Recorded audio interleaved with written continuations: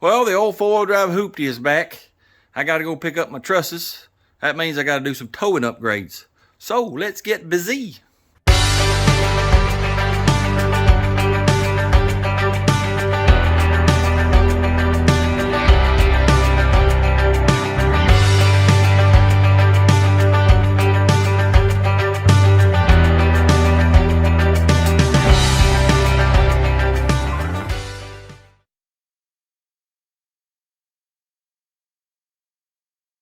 Yes, sir. I got to go get my trusses. They are in Addison, Alabama. That's about a 3-hour drive, about 187 miles, I think, is what Google Maps says. But I got to go on down to Temple, Georgia, almost to Atlanta, to pick up my garage doors for the shop, too. So it's going to be probably a 600-plus mile trip. Can the old hoopty make it? Well, we're going to give her every chance that we can to make it. I sure hope she does. We got several upgrades I got to do, but the first thing we got to do is this motor. You know, a couple months ago, if you remember, I did a heads and cam swap, and it's pitiful. It is weaker now than it was when it's stock, and I've tuned it all I can. I don't know what's going on, but we got to figure it out, because if I ain't got no more power than what it's putting out, well, we're going to have to rent a truck or something, because it ain't going to do it. Now, I was fixing to do another cam swap, I'm going to be honest with you, because it's that pitiful. But last night, I was watching Engine Masters. That's Freiberger and Dulcich and what's the other, Brule or whatever his name is. Anyway, they test different things on the dyno. Well, I just happened to watch a video where he had a TBI motor. That's what this is. And well, it was a crate motor, but it was, a crate TBI motor, with the exception that it had a 4-barrel instead of the actual fuel injection. They dynoed it, and it did 235 horsepower at 4,000 RPM and 330 foot-pounds of torque at around 2,800. And it's a little better than the TBI, the stock TBI. It had a little cam in it, not much. Stock TBIs make 300 foot-pounds at around 2,800 and 210 horsepower at about 4,000. They're a very, very weak motor, and at 4,000, 4,500 RPMs, they're done. Well, he decided to do a heads and cam swap. And, I was very interested to watch this because, I just did this. He pretty much did the same thing I did, put Vortec heads on it, pretty much untouched, other than allowing, doing machine work to allow for more lift like, I did. And the cam he put in it was a 280 Magnum comp cam. I looked the specs up on that cam, and it is almost identical to what I put in here. Well, they dynoed it, and it did, I believe, almost 400 foot-pounds of torque, like 396, and it did 365 horsepower. It was probably 70 foot-pounds of torque and 130 or so more horsepower than what they started with. Now, over stock, it would have been 100 more foot-pounds and 150 more horsepower. And Freiberger made the statement. He said, you cannot overstate that much horsepower gain. You're basically what he's saying is you're going to feel that. Well, I don't feel it with this. There's something going on with this truck that, I'm starting to think I've got a dead cylinder. So I think that's where we're going to start. Let's just see if we can find a dead cylinder. Now, the only way I know to do it is, my usual, fire the thing up and go to pulling spark plug wires. But, it's got that Lopey cam. So what I'm probably going to do is we're going to idle it up, take that lope out best we can, and then go to pulling the plug wires and just see if, we got a dead cylinder. Something else, too, they gained that much horsepower on the dyno. His cam was a flat tappet. This one here's a roller, so it should make even more horsepower. And if I'm not mistaken, he had an 1850 Holly, just like I got on here. So yeah, that's the only thing I'm gonna do at this point is just, let's see if we got a dead cylinder first. But here's why I think it may have a dead cylinder. Sometimes when I take off running through first, second gear, it will all of a sudden just pick up and go like somebody flipped a switch, like it's got a dead cylinder that picked up all of a sudden. That's what's making me think it may have a dead cylinder. So let's just start there.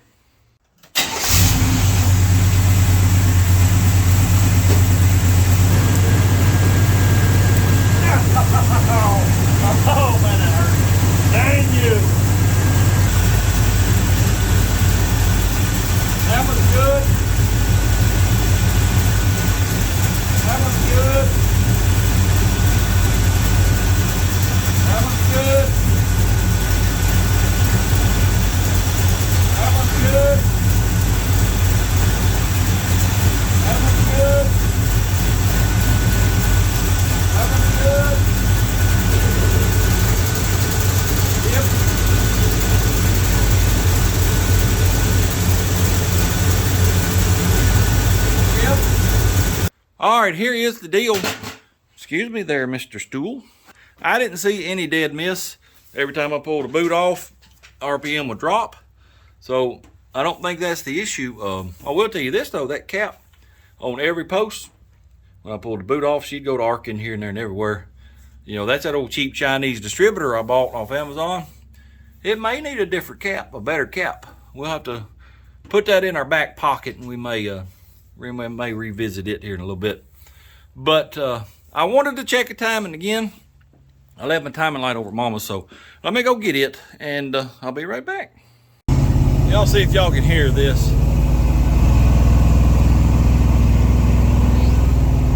Hear that little squeal, little screech? This is very odd. I'll tell you about it when we get back to the house. Well, I don't know if y'all could hear that or not, but, well, I left my air breather off. You know, when I went to get the timing light on the way back, I'd stomp her down, and you could hear the 4 barrels moan a little bit. And then when I let off the gas, well, I do that high-pitched squeal or squeak, whatever you want to call it. I don't know if y'all could hear it or not, but that makes me think we may have a vacuum leak. That's about the only thing that could cause a squeal like that. So, I mean, I've done sprayed this thing down with carb cleaner, and if it's got a vacuum leak, I can't find it. This is, yeah, it's reminiscent of that dang Dodge. I'm telling you, I am just before pulling that carburetor off and putting the old, what I call the community Quadrajet on it. You know, that Quadrajet, it started off on the old RV camper motor, the one I just rebuilt. I put it on lockjaw, drove it out of the woods. Well, it went on dude for a while. Then it went back on lockjaw. Well, now it's back on the camper motor.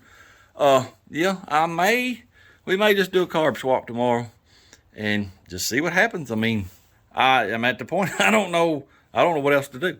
I do want to check the timing real quick. I have spent more time on the timing than anything else. And well, it started pinging on me again when I lug it a little bit. I don't know where that's coming from, but well, let's just see what the timing looks like.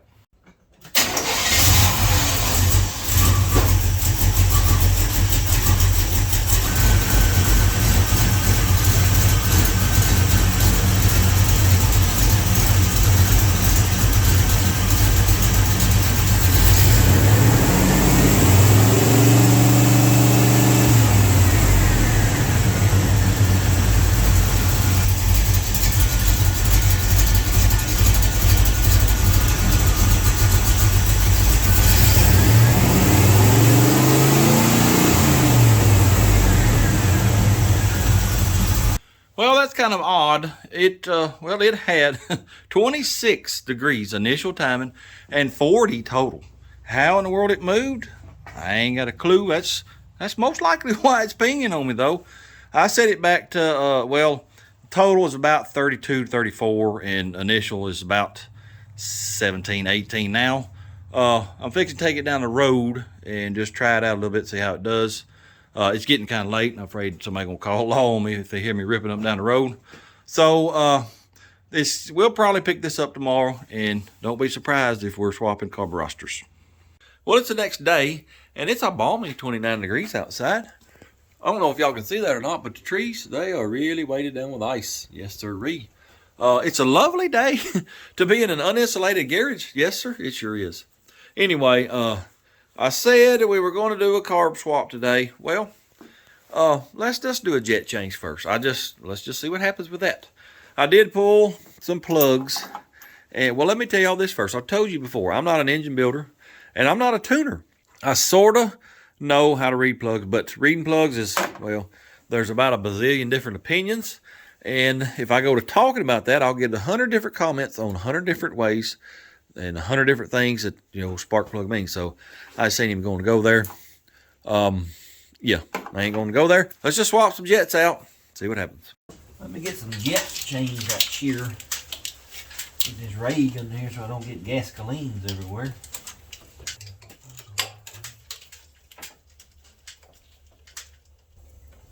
Well, that's hitting everything but my rag, so that's good.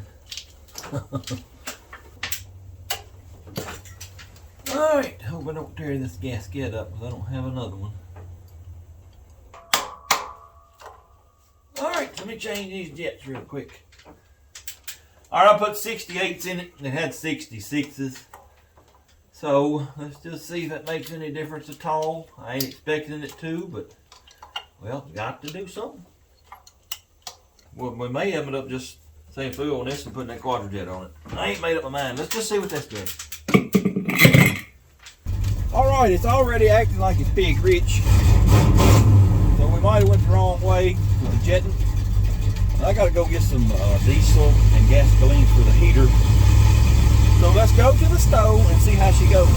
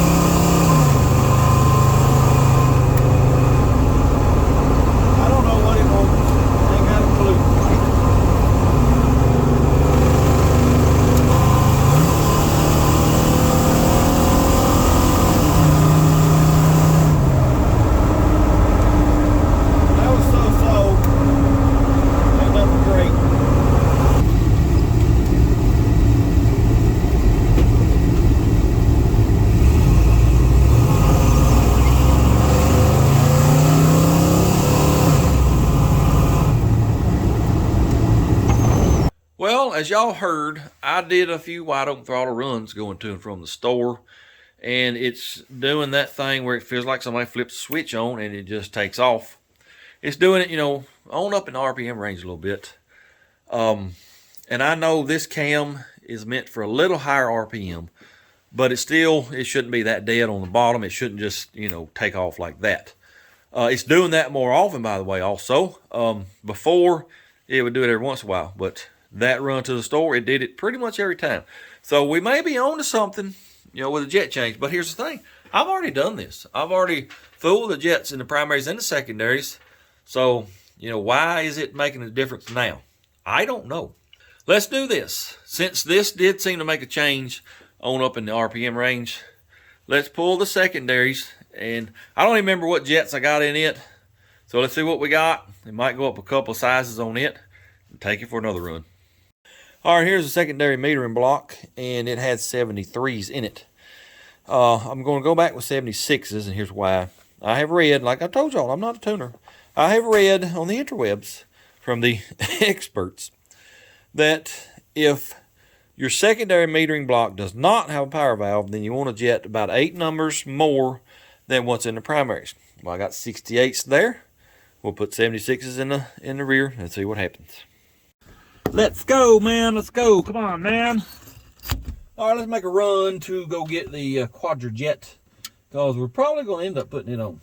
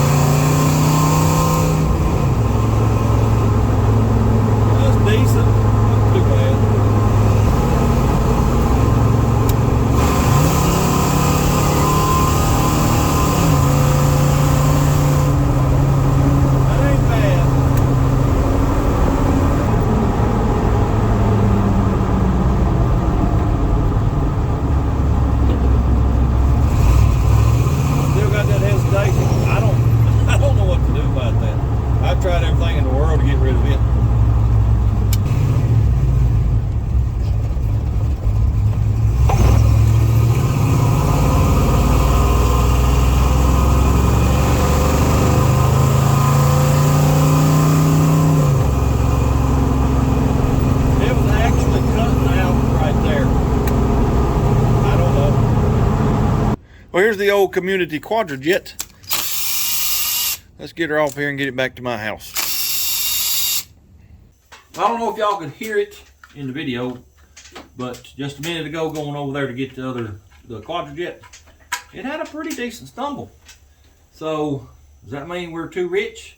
Maybe the thing needs to be leaned out. But you know what I'm going to do? We're going to swap carburetor devices. Then we're going to take it down the road, and we're going to be disappointed when it doesn't make a difference. All right, come on here, little buddy. All right, let's get this fella back on here.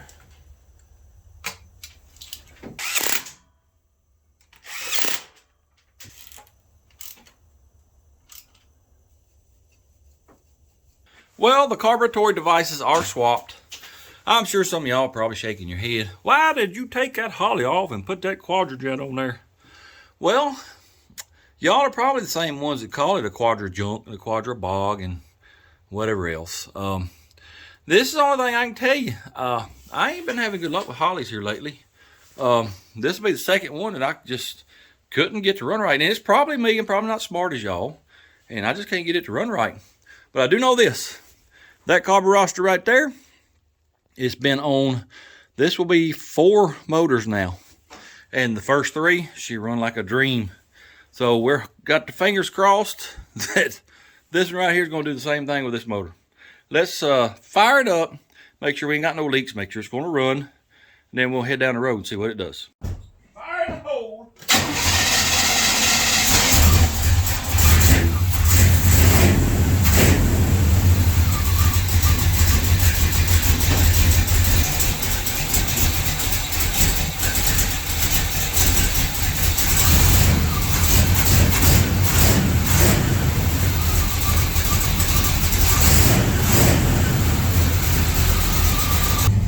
All right, who is ready to go down the road and be disappointed? Let's go see what she does.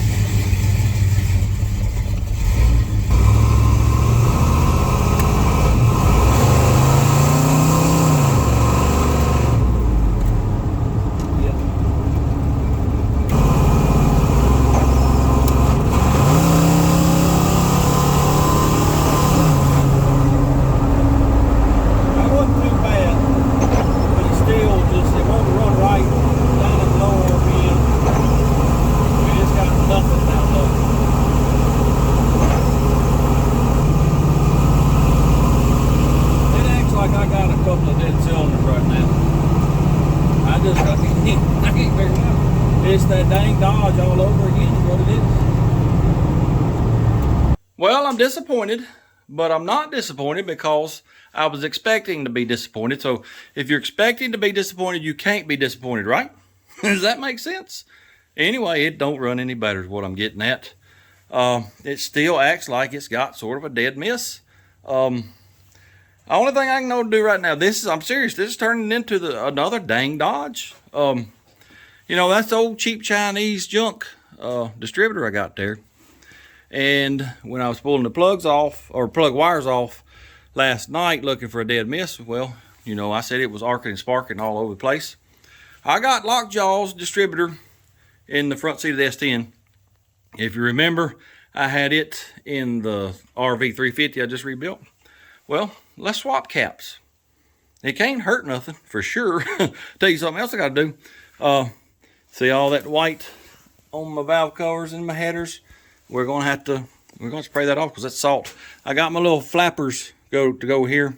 So I may put them on here a little bit too, just to keep the salt off the motor. Anyway, let's swap them caps. Well, there's my flappers I got from LMC. I don't believe they're quite as thick as the original ones, but they'll have to do for now because I'm tired of this right here. Those headers, they look like they're 95 years old. They're so dad blame rusty. And it's sleeting right now. They done put salt on the roads. Well, I'm done with the salt getting on my motor. Well, there they are. They don't look too bad. Seems like on the original ones, I cut out for that little shock mount up here.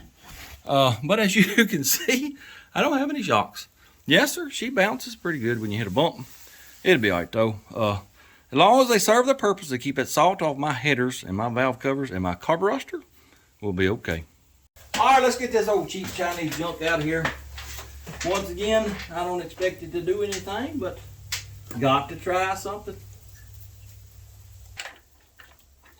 All right. All right, let's get this fella here back on. And so we can be disappointed because it didn't make a difference. Yes, sir. Hook the wires up. Hook the wires up. Hook the wires up just now. Hook the wires up, you idiot. Hook the wires up. Number 2, you are last but definitely not least. All right, that is changed. Let's take it for one more drive. All right, let's go get disappointed again.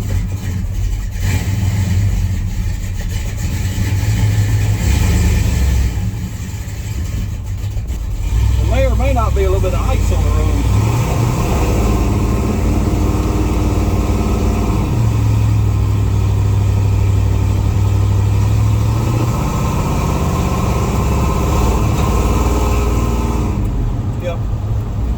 No improvement at all.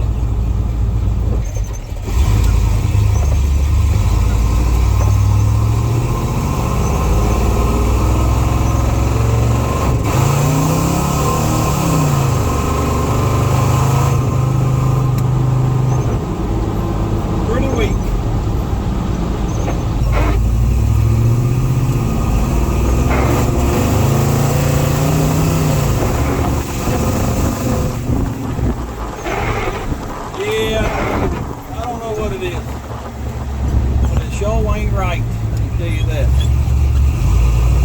Well, that was a short trip because there's ice and sleet all over the road, and I didn't want to go very far. But it ain't no better. I can sort of feel it better, you know, whatever the problem is. Ever since I put that Quadrajet on there, it's hard to explain. But when you get on the throttle just a little bit, there's like a hesitation and just a roughness about it. And you let off the throttle a little bit and it'll clear up. I don't know how to explain it. We may change the whole distributor out tomorrow just to eliminate it. And then after that, well, I don't know. Well, it's the next day again, and I did a lot of thinking last night. That's thinking for you normal folk. I decided let's just go ahead and change out the entire distributor. This is Lockjaw's distributor. You can see right there, it's an Axle. So it's, going to be a pretty good distributor, compared to, what is this called? Most Plus. Yes, sir. Chinese. That's what that means. Chinese.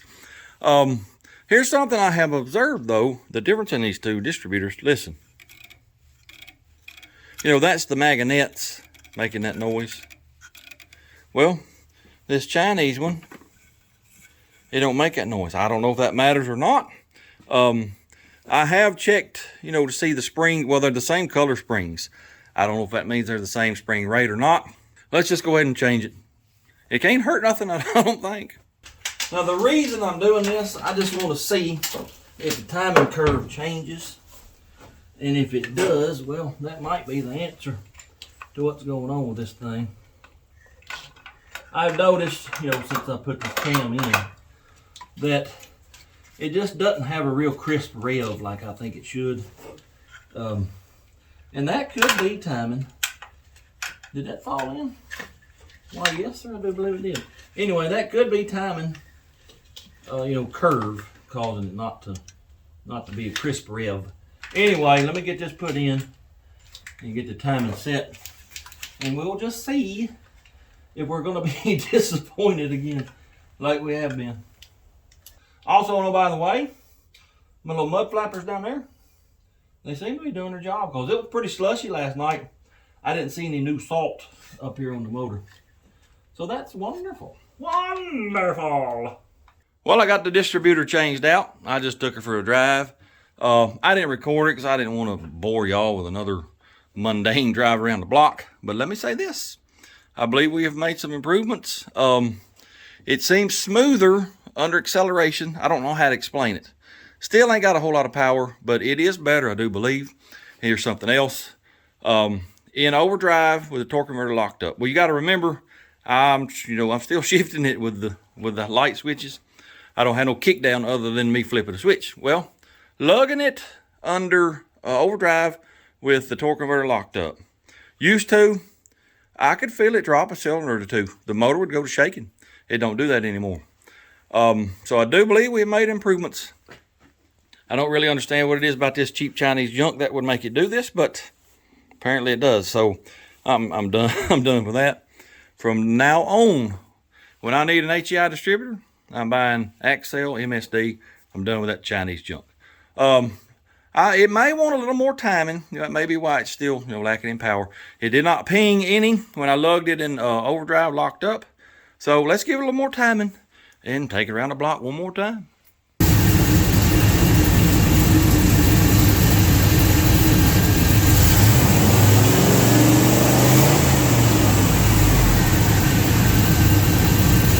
I put about 3 more degrees in it. Let's see if that helped it or hurt it, see if it pings any.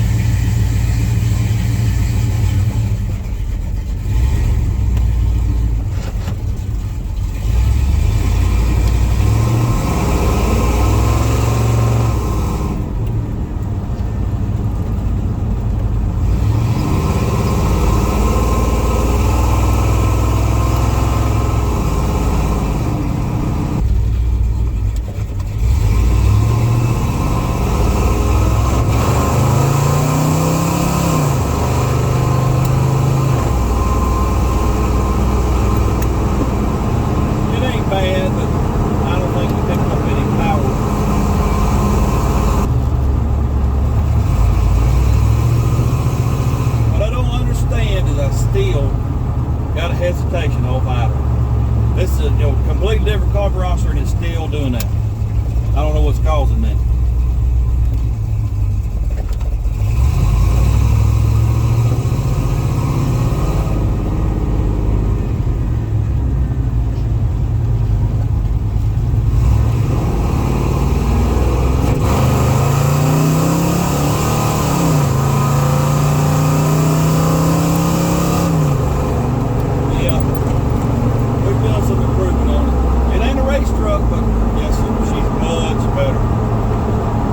Well, I do believe that made an improvement a little bit.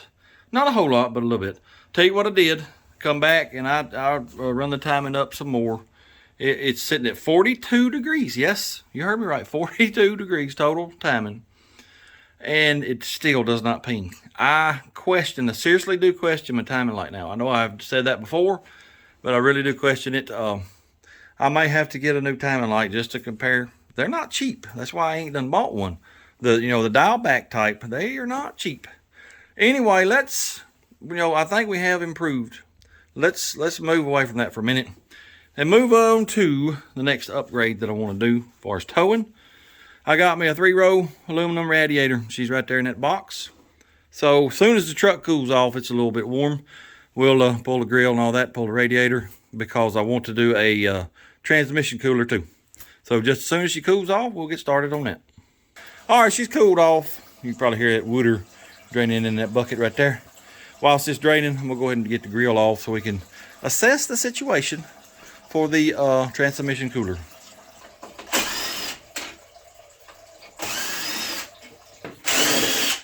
There's one.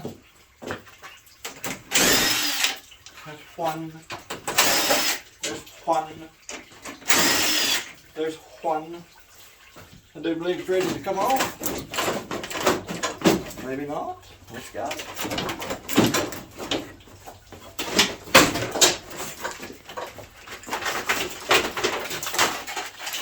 Ta-da! How you like my cardboard I got in here? I didn't have it fully covered, but I took one piece out. This is due to it not wanting to warm up. I'd really like to figure that out. Oh, that's good.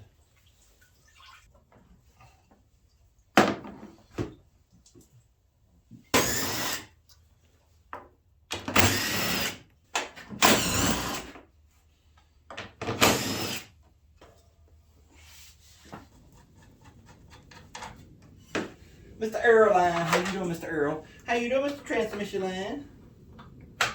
Alrighty, I do believe this here radiator is ready to come on out. So here we go, little buddy. Alright, got the old radiator out. There's my brand spankingly new one. That is an Amazon special. and I guarantee you it's Chinesium. But I did look over all the welds, and I don't see anything looks bad. You know, there wasn't no cold welding. So yeah, it'll probably be all right. It is significantly thicker. It is about 2 inches. Let me get my tape here. Yeah, it's about 2 inches right there. The stock one, oh, it's what, 1 inch and 7/16. Yes, sir. So we got, you know, quite a bit more cooling capacity. Some of y'all might be wondering, why are you putting a bigger radiator in it if you're having trouble with it getting up to operating temperature?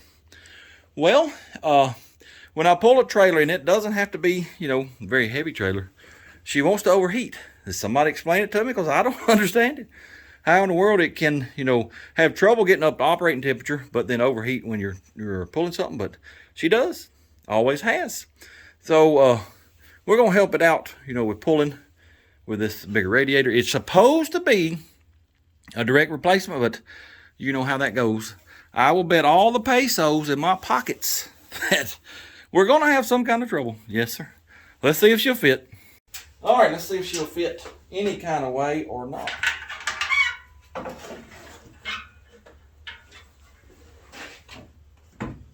I'll tell y'all what, she fit right in the little rubber mounting pads. Yes, sir.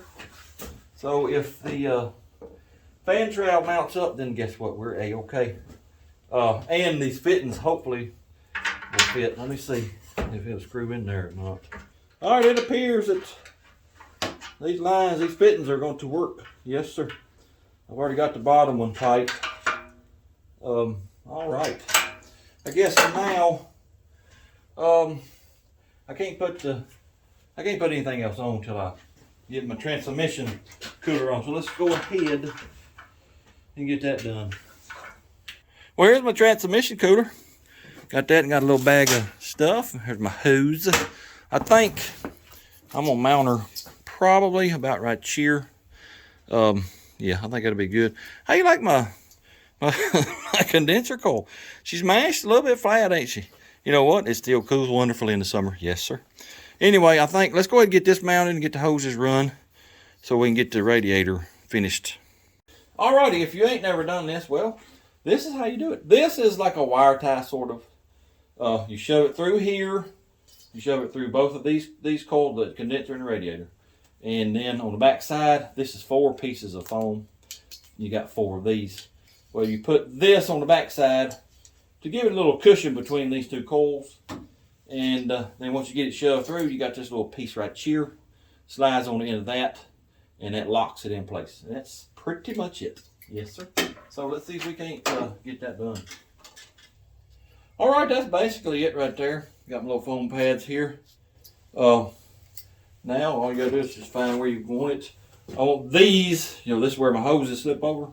I want it past this on this side of it so I can get my hoses and clamps on it. So approximately in this area right here is where we're going to put it. You just shove them on through just like that. I believe we got plenty of room. Making sure it ain't, you know, going to hit the fan shroud. Now you take your little clippers here, put them on the other side, tighten them up a little bit, and then cut them off. That's pretty much it right there. These little black things right here, little clippers. You just push them on there, and I got to cut this excess off. Pretty much it. All I like now is get my hoses run over here, and we'll be done with this. Put all the hoses back on the radiator and the shroud and all that, and fill it up with water. And we'll be done with this. With Artiz, it is done. Basically, all I did on the lines in here, you know, the metal lines, they're flare fittings. You just slip the hose over that flare, put your clamp on, and that flare help hold that line on and won't slip off. So yeah, that's all I did there. And I reckon GM back in 1990 knew that I was going to be doing this in 2023. So they left me a hole here and a hole here to put my hoses through. That's awful nice of them. Let me get this radiator put back together and get the grill on, and we'll move on to the next thing. Come here, Mr. Fan Shroud. All right, this will be the last test of this Chinesium radiator. If this shroud and radiator support fits, then I will give good reviews on this little radiator.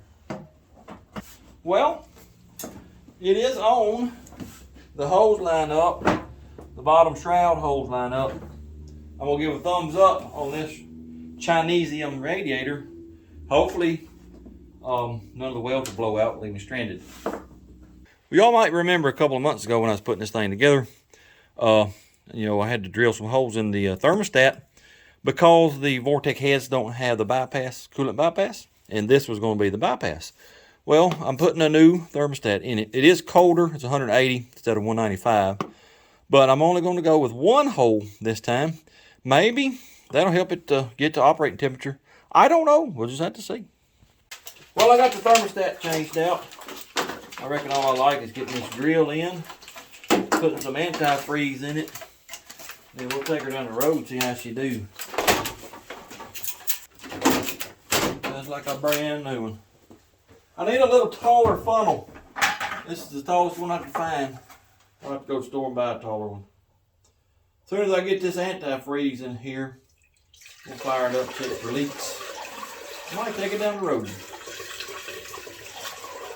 Well, I don't see any leaks in the aerials, in the transmissions, in the waters, but that right there ain't good. I guess one hole in the thermostat. Oh, look here, it just opened.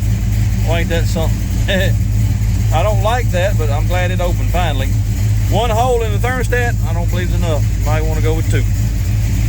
Well, it's been sitting there idling, I don't know, 30, 45 minutes. I even took it around the block several miles, come back, and it's doing this right here. It'll swing from 220, it'll drop back to 150, it'll come back up to 220 and back down to 150, and just, I ain't got a clue. I didn't lose any water. I put all of it back in. I put another quart or so in, for the radiator being a little thicker. Ain't got a clue. Par for the course, about all I can tell you. Phooey on it. I'm hungry, I'm going in the house. We'll deal with it tomorrow.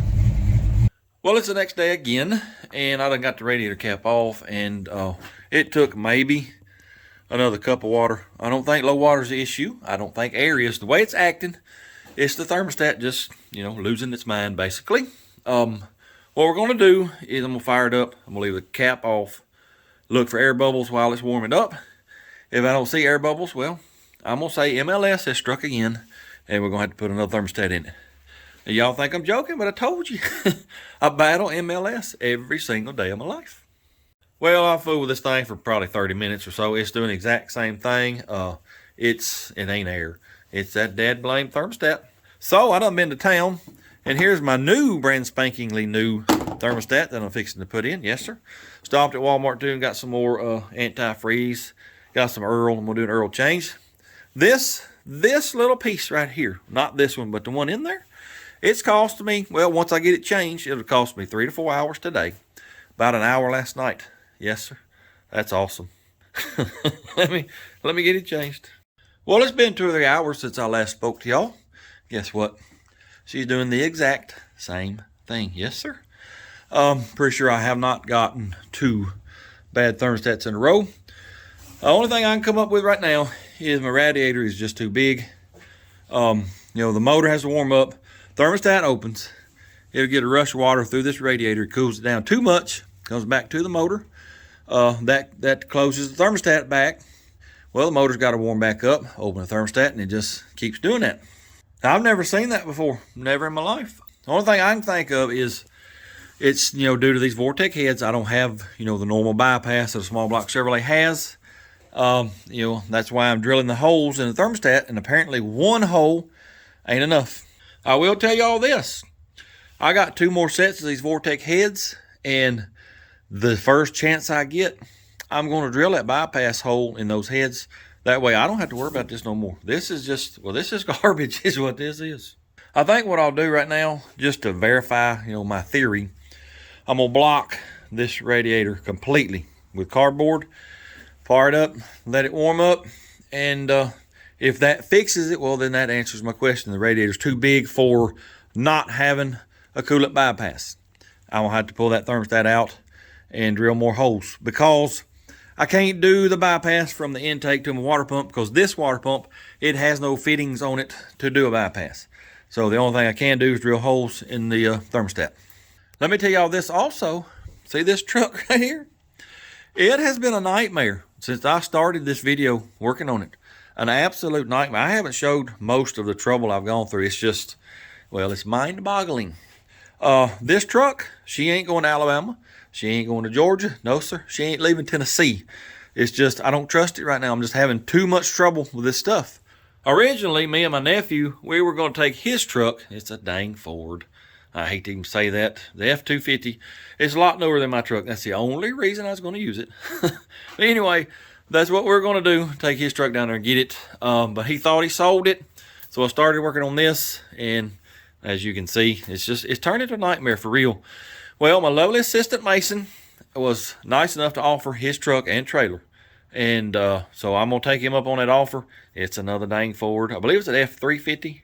But anyway, he was nice enough to offer it. So I think that's what I'm going to do Monday. It's 4 days from now. Appreciate that, Mason. Appreciate it a lot. Anyway, I'm not done with this truck. We're going to continue to upgrade it and do all that. But for right now, this truck ain't leaving Tennessee. Well, it's been sitting there idling, I don't know, 30 minutes or so. And it's still doing it, but not quite as bad. Let me zoom in and show you. That's about where she wants to run now, about 150, 155. It will run up to 210, which is not quite as hot as it was doing. But it doesn't stay there for just a few seconds and it'll drop back down. So it ain't as bad, but it is still doing it. I don't know how well y'all can see it, but I got the entire radiator covered in cardboard except for one little spot right there. I'll never understand why this truck runs so cold, even with the radiator covered up. You know, I showed y'all a minute ago, it's running at about 150 degrees. I don't understand it. I think I'm done under the hood for the night because I'm just very frustrated. I got some stuff I want to do to the interior. I probably won't show that because it ain't really much to show. But let me say this, and then tomorrow we'll start doing something else. I don't know. There ain't but two ways to learn how to do something. That's either get out there and do it, and if it works, great. If it don't, well, you keep on till you figure it out. Or you can tune in every Friday night to This and That Garage at 7 p.m. and watch me struggle for an hour trying to figure stuff out. Well, here's what's on the agenda for today. Let me show you what I did last night. First, as you can see, there's no giant hole over there where the glove box goes anymore. Got all that put back together. It was clean. It is a little messy right now, but I had to reroute my wires under the dash instead of through that hole. Well, then I pulled the steering wheel. That's what most of this mess is. Because for, I don't know, 20 years, maybe more, I didn't need a key to start this truck. So I figured, well, let's go ahead and put a lock cylinder in it just in case some nut job decides that he wants to steal my truck. Well, I can't get this locking plate back on because there's a really, really heavy duty spring right here. You got to push that down and then get this little ring clipper on it. Well, back in my younger days, I used to be able to do that with 2 fingers and then put that ring on. Well, I guess I'm getting weaker in my old age because I can't do it now. So I got to get my steering wheel back on here. Good enough to get to Ireland, to get the tool to push that down. I could probably make one, but it's quicker just to go borrow one. Anyway, got to get that tool, push that down, and get my steering wheel back on. Then I think, after we do that, let's do a compression check. I don't think there's anything wrong there, but let's just eliminate that because I'm telling you, if this is 150 horsepower gain, I sure can't tell it. Also, no, by the way, this is the only vehicle I have ever owned that I didn't need a key to start it, or at least used to. So you nut jobs, don't get no crazy ideas about coming around here. I just took about a 16-mile round trip to Ireland, and this is where the tip gauge is sitting. Ain't got a clue. Well, I got the steering wheel put back on, and I just got done doing my compressione test here. And let me say this first. Cylinders 6 and 8 over here. Well, I've had a lot more fun doing other things. That's all I'll say. Those 2 spark plug holes over there, well, they ain't fun. It's, you know, what I thought it'd be. They're all about the same. Well, let me just show you. I got it rotating down over here. As you can see, they're all, you know, within 2 to 5, whatever. Yeah. I don't know, unless we just got a crappy motor or a crappy cam, or I don't know. I'm gonna pull the valve covers off and just make sure I ain't got no loose rockers. I ain't expecting to have because I don't hear any noise. You never know though. Let's leave no stone unturned. Well, I got the valving cover off and I don't see anything out of the ordinary. Didn't think I would. I am readjusting all of them, but I expect to see the same on the other side when I pull that valve cover. Once we get done with that, well, I think we're gonna be done with the motor because I've done pretty much everything I can. Maybe it's just a weak motor, I don't know. Well, fellas, I'm very glad I decided to do this right here. Let me show you why. I hope y'all can catch this on camera anyway. Watch this right here. Yes, sir. Watch this right here. It does the same. Let me get over where you can see it. It does the same thing. Yes, sir, I'm pushing that lifter plunger down. And watch this one right here. Well, it's got some pressure on it. Let me roll it over and I'll show you. Watch that right there. Yes, sir. Down she goes. That's 3 lifters that are shot over here. When I was over here working, I wasn't aware of that. So liable to have some more over here. I'm gonna pull that valve cover off and just check and see if there's any over there. But yes, sir, I do believe I have found the issue why we're down on power. Here's what sucks even worse. This is my only vehicle to drive right now. You might ask, well, why is that? Well, let me show you. Well, this happened to my little truck a few days ago. Some of y'all might have seen the post I made on Facebook. Yeah, I hit a pretty decent little 8-pointer with it. Did quite a bit of damage. Well, they've actually totaled it. And the truck's 20 years old. They ended up totaling it. I got it back. So next week, we'll probably do a little repair work on this thing, get it back on the road. I can't drive dude because, well, remember me saying that was a community quadrojet? Well, that belongs on dude. So he don't have a carb roster. Plus, he's just a wee bit holy and not the good kind. Yes, sir, he's got holes all in it. And driving him in 30-degree weather, well, it would not be a pleasurable experience. Yes, sir, I'm very glad that I discovered this. I'm telling you, it was bothering me, this thing being as weak as it was. I knew something wasn't right. I mean, it's literally no better than it was when it was stock. So yeah, glad we found that. That'll give me something to work towards to get this thing making the power that I think it should. Well, let's just do the math. Each cylinder is 12.5% of the power. We've got 2 that are down, 1 maybe dead. That one where the exhaust and intake, the lifter ain't working. Let's just say we're down 20%. If it's making, or if it's going to make the power I mentioned at the first of the video, 350 horsepower, 400 foot-pounds of torque, well, that will be 70 horsepower we're down and 80 foot-pounds of torque that we're down. That's pretty significant. So yeah, I'm glad I discovered this. This, we ain't gonna fix it in this video because I got to order parts and all that. And like I said, this is my only vehicle to drive right now. So as soon as I get my little truck fixed, we'll jump on this one. So be looking for it in the next week or 2. And we'll probably finish some of the upgrades that I was going to do. I really hate that I'm not going to get to drive it to Alabama, Georgia, to go pick my stuff up. But that's just how it goes. Anyway, appreciate y'all watching. Hope you enjoyed it. If you don't mind, hit that like, comment, subscribe. Share it with your friends. And until next time, go do something. Blurp, blurp.